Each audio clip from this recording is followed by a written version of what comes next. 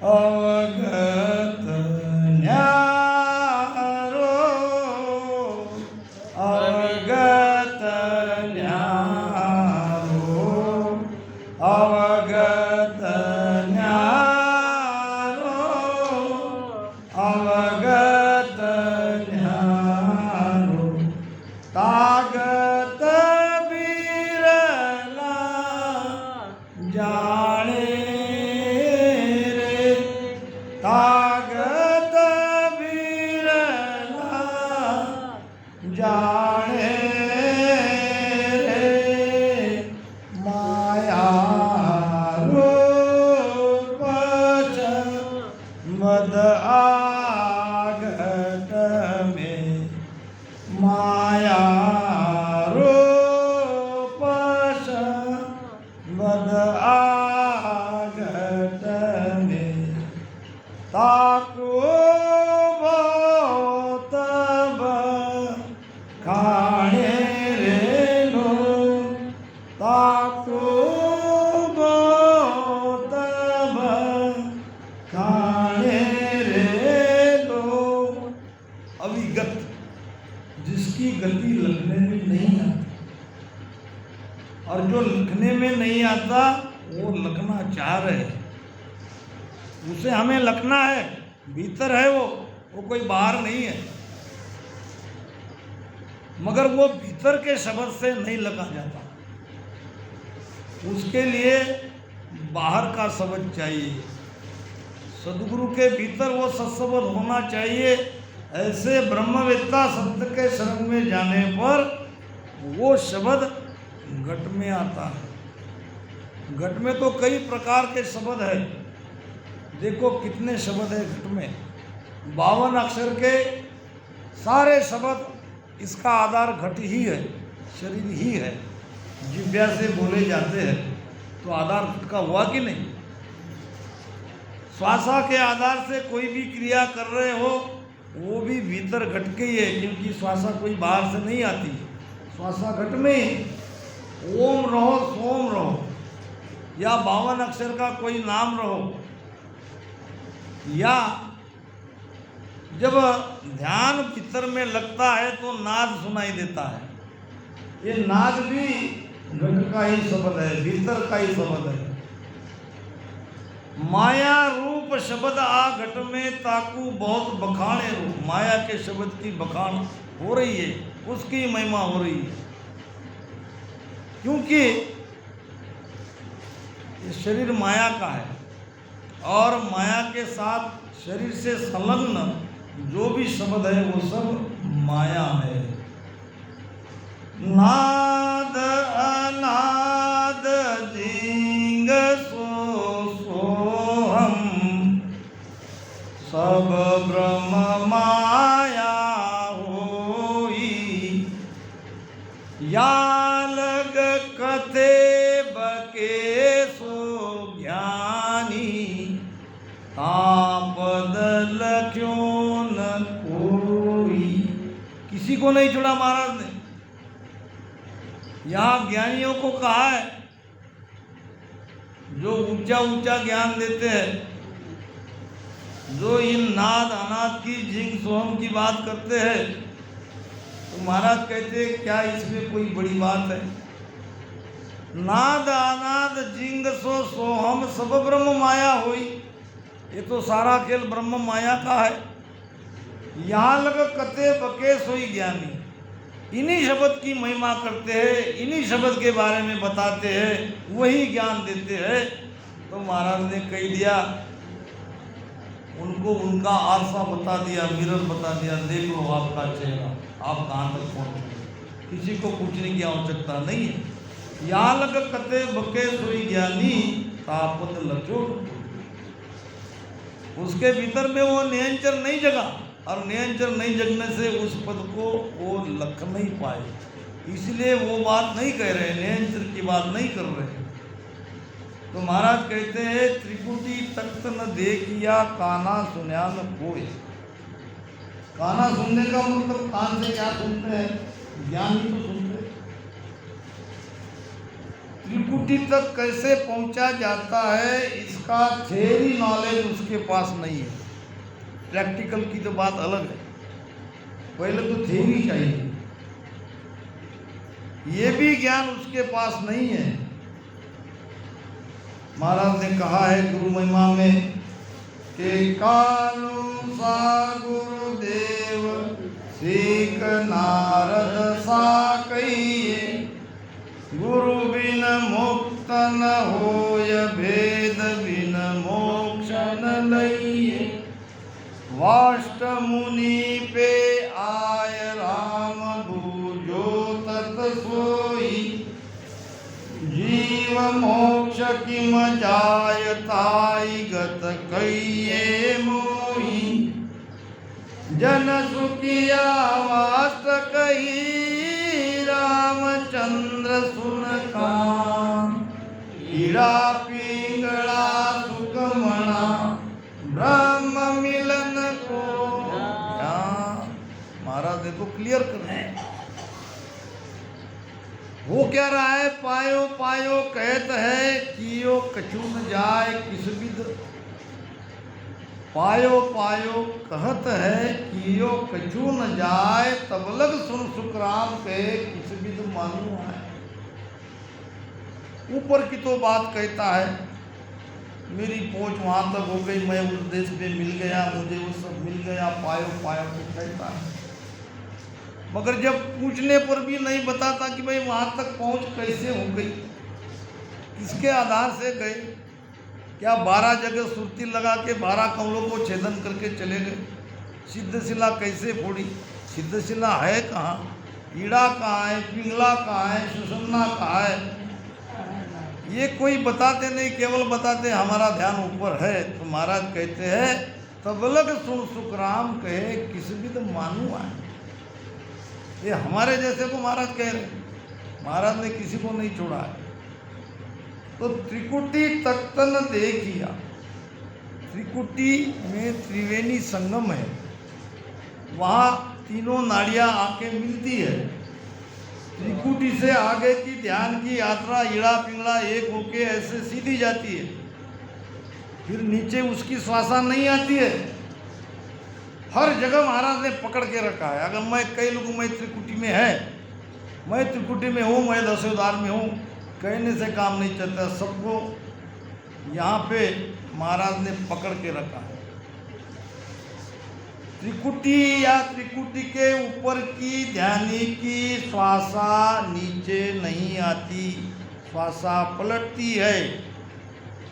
के पवन थो तो बैत है, हंसा को अस्तूल,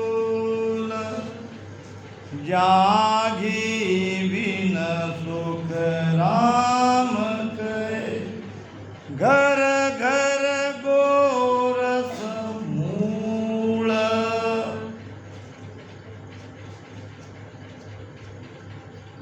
पवन थोतो बहत है।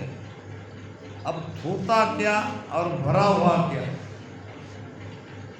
पवन क्या है, पवन है भीतर में जाने वाली प्राणवायु। ऐसे ध्यानी की जिनका ध्यान ऊपर ब्रह्मांड में लगा है, उनकी प्राणवायु जो वो भीतर जाती है वो थोटी रहती है, कोई कस नहीं।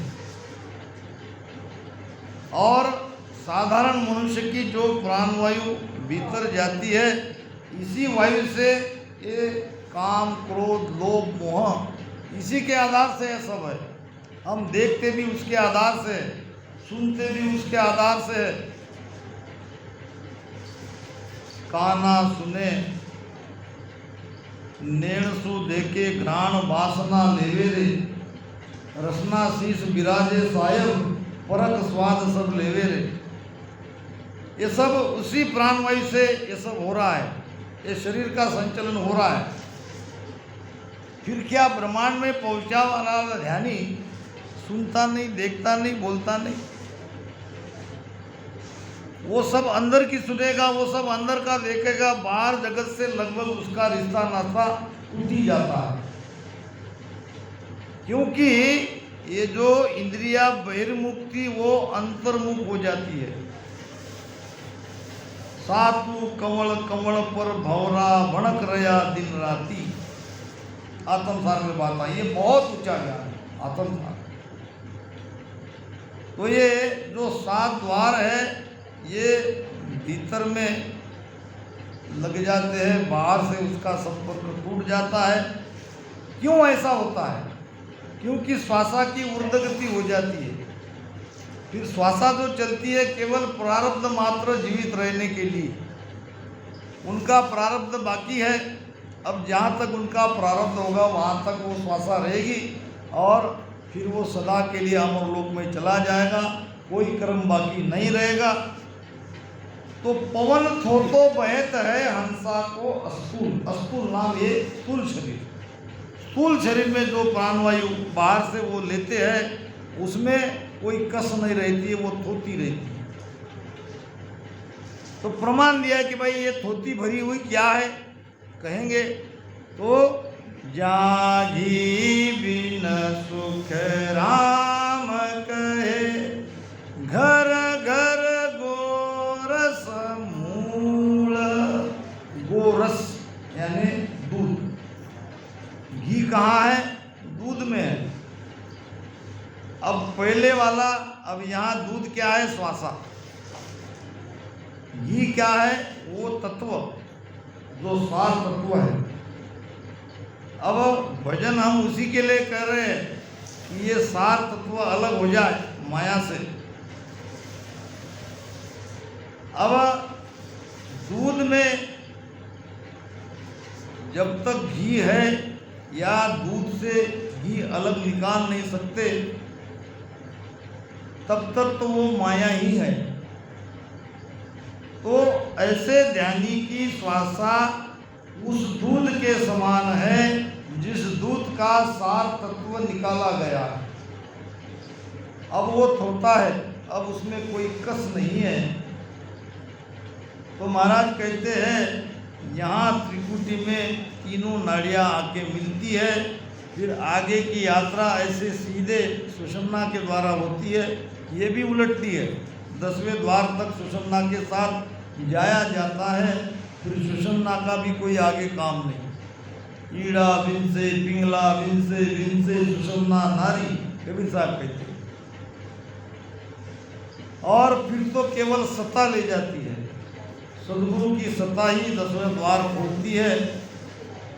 तो ब्रह्म देश की गम नहीं, ब्रह्म देश तो बहुत आगे है, अब उसकी तो जानकारी होने का कोई सवाल ही नहीं।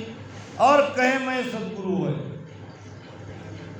शिष्य को वेद बता रहे हैं, शिष्य बना रहे हैं। बोला वाला शिष्य एक बार गुरु बना लेने के बाद उनसे छूटना बड़ा कठिन होता है। इसलिए ये सारी चीजें हमको समझना पड़ेगा। ब्रह्म देश की गम नहीं, कहे मैं सदगुरु होए, कहे मैं सदगुरु होए, प्राण की गम न खाए। अब ये बड़ी बात महाराज बता रहे हैं। एक सदगुरु को प्राण की जानकारी होनी ही चाहिए। कितने हैं प्राण? 10 प्राण, 5 महत्वपूर्ण है और 5 उप प्राण है। अब ये प्राण को ही तो 10वें द्वार के बाहर निकालना है। जिंदगी भर इस धारा में भजन किया और मुख से प्राण गया, क्या कमाया? कुछ नहीं कमाया। आँख से प्राण गया, वो तो संसारी का भी जाता है, खान पान करने वाला एक साधारण मनुष्य, उसका भी प्राण आँख से निकलता है। फिर तुमने क्या किया, हमने क्या किया? सवाल तो ये आना चाहिए। 9 द्वार से जिसका प्राण निकलता है वो जगत में वापस आएगा, ये सिद्धांत है। नव दरवाजा जगत सब जावे, ताकाई वारन पारा राम। नव दरवाजा जगत सब जावे, ताकाई वारन पारा। 10 वो जाय उगा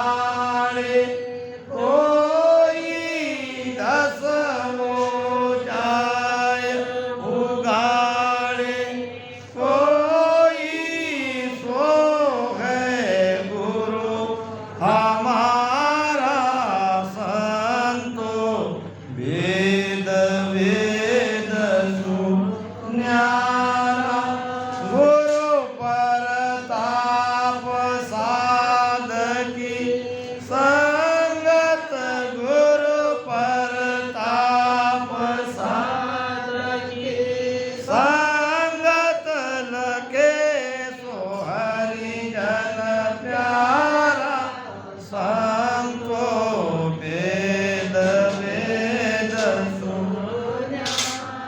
कौन सा भेद? 10वां द्वार खोलने का भेद, मोक्ष में जाने का भेद, ये वेद में नहीं है। फिर कहाँ है? गुरु प्रताप, या तो सदगुरु के प्रताप से जाओगे या साध की संगत से जाओगे। अब साध की संगत क्या है? क्या ये साध की संगत नहीं है? साध शब्द का 2 अर्थ होता है। एक तो साधना करने वाले साधु, इन साधुओं की संगत भी साध की संगत है। एक साध का अर्थ है जिसने साध लिया, जिसका 10वां द्वार खुल गया, जिसने जीते जी सब कुछ साध लिया। ऐसे साध की संगत में जाओगे तभी लखने में आएगा, तभी 10वां द्वार खुलेगा। वो केवल यहाँ सुरती लगाइन, बाहर सुरती लगाइन, चले गए महाराज 10वें द्वार के बाद, ऐसा नहीं है। बारी तिल पर मान है, फिर राई उन्मान। 10वें द्वार का रास्ता कितना छोटा है ये भी देख लो। बारी तिल पर मान है, फिर राई उन्मान। तिल के इतनी वो बारी है, राई के जैसा वो रास्ता है, और वहाँ कुछ नहीं पहुँचती तुम्हारी कोई शक्ति, वहाँ कोई ताकत नहीं लगती। हंसा को बल ना लगे, बारी सिर पर होए। ये माथे पर वो बारी है और हंस का कोई बल नहीं लग रहा है। इसके लिए ध्यान समाज को आपके सामने रखना पड़ेगा। आप कोई मांग ही नहीं करते, डिमांड ही आपके तरफ से नहीं आती। कोई भी ज्ञान आपके सामने रखे तो आप बहुत बढ़िया संगत हुई करके चले जाते हो। क्या आप ध्यान करते नहीं हो? ध्यान तो करते हो, फिर आपको ऐसे ज्ञान की जरूरत नहीं पड़ रही है। आपकी तरफ से तो आवाज़ आनी चाहिए, महाराज ये हो गया उपदेश तब, अब थोड़ी शब्द की बात करो, इसकी बात करो। संगत तो समय समय पर जैसी जैसी स्थिति है वैसा वैसा ज्ञान मिलते रहना चाहिए, तभी ध्यान बढ़ेगा। क्योंकि ज्ञान और ध्यान का अटूट रिश्ता है। समझा बिन शिवरन नहीं, कण बिन कैसा भोग। अब समझ तो ज्ञान से ही आएगी, और वो ज्ञान ही आपके सामने नहीं आएगा। ये जो चीज़ें मैं बता रहा हूँ कि ये बारी तिल के प्रमाण है, राई के जैसी है, और हंसा को बल लग नहीं रहा है, बारी सिर पर है। हंसा के पास क्या बल है कि मुख सिमरण पहुँचे नहीं, सास के न जाय, बारी सुख राम के, किस विद खोले आय। ये 10वें द्वार के बारी के नीचे और एक बारी है जिसको कहते हैं सिद्धशिला। सिद्धशिला की बात ही नहीं होती। महाराज कहते कि वहाँ माथा सु फोड़ जी दूजी नाय उपाय। सिद्धशिला को माथा से फोड़नी है। अब कौन से माथा से फोड़नी है, कैसे फोड़नी है? तो ज्ञान की चर्चा ऐसे विषय पर होने चाहिए, वो भी हिवरा जैसे धाम के पर। आज संपूर्ण जगत हमारे हिवरा धाम की तरफ देख रहा है कि यहाँ वो ज्ञान की धारा है जो सेठ साहब ने, हमारे रामपाल जी गुरुजी ने, हमारे साधुराम जी बापू ने जो धाराएं चलाई है। तो कई एक से एक बढ़िया संत यहाँ होके गए। तो एक तरह से हिवरा धाम का वर्चस्व है। बड़े आदर से प्यार से जब मैं जाता हूँ तो हिवरा के नाम से जाते हैं और हिवरा की महिमा सुनते हो तो बहुत गदगद होता है, अंदर आनंद आता है कि हमारे धाम की कितनी महिमा जगत में है। तो ऐसी जगह ये ज्ञान खुलना चाहिए, ये मेरा भाव है। अब वो आप पर डिपेंड है, आप चाहते नहीं चाहते वो आपका आप जानो। मेरा भाव मैंने यहाँ बताया। तो सदगुरु की व्याख्या हो रही है। आज गुरु पूर्णिमा है, तो सदगुरु की विशेष तौर पर हम महिमा कर रहे हैं, सदगुरु की पहचान कर रहे हैं, क्योंकि बहुत बड़ा धोखा हम यहाँ खा सकते हैं।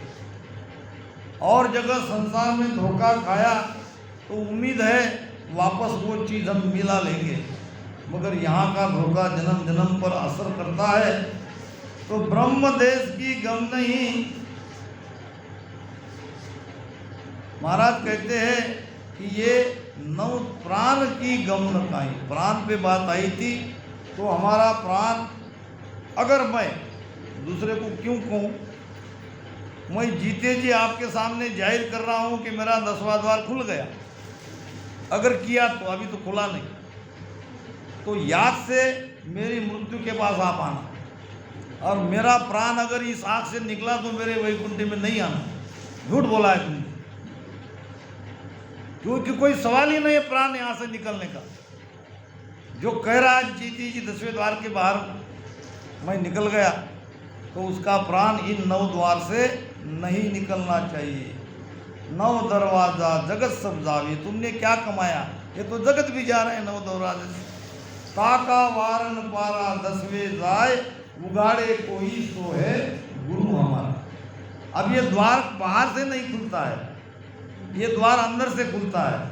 अंदर में वो राई तिल के प्रमाण वो रास्ता है, और वहाँ हमारी कोई चीज़ वहाँ असर नहीं कर सकती। क्या है हमारे पास, सांस उसास में राम राम का सिमरन, यही तो पूंजी है हमारी। इससे ज़्यादा पूंजी क्या है? इसी से हम सारे कमलों को छेदन करते करते वहाँ तक पहुँचे। अब यहाँ अटकना पड़ेगा, क्योंकि मुख सिमरन पहुँचे नहीं, सांस सके न जाए। मुख का सिमरन राम राम नहीं पहुँच रहा है, सांस नहीं पहुँच रही है, फिर कैसे वो बारी खोलोगे? तो ये ज्ञान ऐसी स्थिति में जो अटक रहा है उनके लिए वो बहुत जरूरी है। तो ए दासी किण देश शीश गुरु दोनों भाई, सुखराम दास बाता करे अगम निगम की जोय। अगम देश की वेद शास्त्र पुराण की ज्ञान तो बहुत ऊंचा ऊंचा दे रहे, मगर नहीं बता रहे। तो ये सारी चीजें नहीं बता रहे तो कैसे हम माने वो सदगुरु है? अगर ऐसे सदगुरु बड़े भाग्य से हमको मिल गए, तो सदगुरु कैसे उनके साथ हमको रहना है ये भी महाराज ने बताया है कि और खून सब छूटसी जीण सिर बहुत उपाय, ये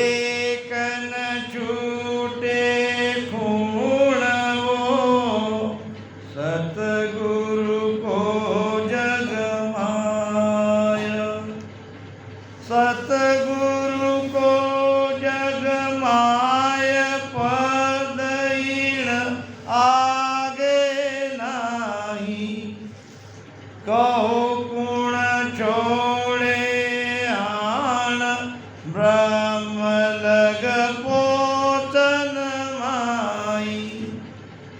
सुख रामदास यो खून रे, सतगुरु शरणे जाय। और गुण सब छूटसी जिन सिर बहुत उपाय। हिदायत दे रहे, सावधान कर रहे हैं। सच्चा शिष्य सदगुरु के सन्मुख कैसे रहना चाहिए, और खून सब छूट से, खून नाम दोष, हम दोष ले ही लेते हैं अपने को, कभी वचनों से, कभी तन से, कभी मन से, कभी वचन से। किसी न किसी प्रकार का दोष हम ले ही लेते हैं, दोषी हो ही जाते हैं। महाराज कह रहे हैं कोई घबराने की आवश्यकता नहीं है, ये सारे दोष छूटने के उपाय है। इसका मतलब ये नहीं है कि आप दोष करते रहो। भूल चूक से आपके साथ ये चीज हो गई, कर्म बन गया, आप दोषी हो गए, चिंता मत करो, आप छूट सकते हो। और खून सब छूट सी जिन सिर बहुत उपाय, एक नहीं बहुत उपाय। एक न छूटे खून हो सदगुरु को जगमाए। एक दोष नहीं छूटता और वो दोष है सदगुरु का। हम सदगुरु के दोषी नहीं होने चाहिए, क्योंकि वो नहीं छूटेगा। कि ठाकुर रूटा शीस गाँव एक ही नर छाड़े, राजा मना उतर मुलक सुबाहिर खाड़े, बादशाह सुन खंड देव तो लोक छुड़ावे, धर्मराय सिर कोप नरक के माय पठावे। के ठाकुर राजा बादशाह जारिया लग दौड़, गुरु रूठे सुख राम कहे, नहीं तीन लोक में छोड़। यही संदेश आज इस गुरु पूर्णिमा के दिन आप लेके जाओ। गुरु जी का निजमन राजी होना चाहिए, सदगुरु रूठने नहीं चाहिए। सदगुरु अगर रूठ गए तो तीन लोक में हमको कहीं जगह नहीं मिलेगी, जैसे दुर्वासा के साथ हुआ। ब्रह्मा जी के पास गया, शिव जी के पास गया, कथा तो आप सबको पता ही है। और भगवान विष्णु के पास गया, मगर कहीं भी उसे सहारा नहीं मिला। कोई बचाने नहीं वाला, पीछे पीछे सुदर्शन चक्र लगा था और ये भागा भागा फिर रहा था, कहाँ जान बचे, कौन मेरी सहायता करे। आखिर में भगवान विष्णु के शरण में झुक गया, भगवान मुझे बचाओ। भगवान कहने लगे हमारे हाथ में नहीं है, आप जिनके दोषी हो, जिनके खूनी हो, वापस उसी के पास जाओ, हम बचा नहीं सकते, हमसे कोई सहायता की उम्मीद मत करो। भगवान विष्णु के कहने पर दुर्वासा ऋषि वापस आया राजा अम्बरीश के पास और क्षमा याचना करने लगा। राजा अम्बरीश कहने लगा, मुनिवर आप महान हो, बड़े हो, आपको मेरे जैसे एक साधारण व्यक्ति से क्षमा मांगना उचित नहीं है। बस इतना ही काफ़ी है कि आपको आपकी भूल का पता चल गया। फिर भगवान से प्रार्थना करी, मेरे सारे पुण्य खत्म हो जाए तो चलेगा, मगर हे भगवान आपका सुदर्शन इस मुनिवर का कुछ न कर सके, उसकी जान बच जाए। तो वापस जिसका दोषी था उसी के शरण में जाना पड़ा। महाराज कहते हैं ठाकुर रुट जाएगा चलेगा, एक गांव को छुड़ा देगा, राजा रुट जाएगा, मुल्क से बाहर निकालेगा, बादशाह अपने खंड से बाहर निकालेगा, देवता देवलोक में नहीं आने देंगे, धर्मराय नरक में भेज देंगे। अगर ये सब रूठ रहे तो बस ये इतना ही कर सकते हैं, ज़्यादा कुछ इसके हाथ में नहीं है। मगर एक सदगुरु अगर रूठ जाए तो तीन लोक में जगह नहीं है, जो दुर्वासा के प्रमाण से ये सिद्ध हुआ। तो महाराज कहते हैं एक न छूटे खून हो सदगुरु को जगमाए, सदगुरु को जगमाए पद इन आगे नहीं। सदगुरु के आगे कोई दूसरा पद नहीं है, ये ऊंचा से ऊंचा पद है। कहो गुण छोड़े आन ब्रह्म लग पूछन माई। अब सदगुरु का पद या ऊंचा है, बाकी सबकी पोज यहाँ ब्रह्म तक है, 10वें द्वार तक है, तो ये यहाँ से पहुँचकर कैसे सदगुरु से छुड़ा सकते हैं, अर्थात नहीं छुड़ा सकते। सुख राम दास यो कून रे, सतगुरु शरणे जाय। एक उपाय महाराज बता रहे, भूल चुक से ऐसा हो गया तो वापस उसी सदगुरु के शरण में जाओ और कहीं भटको ही मत।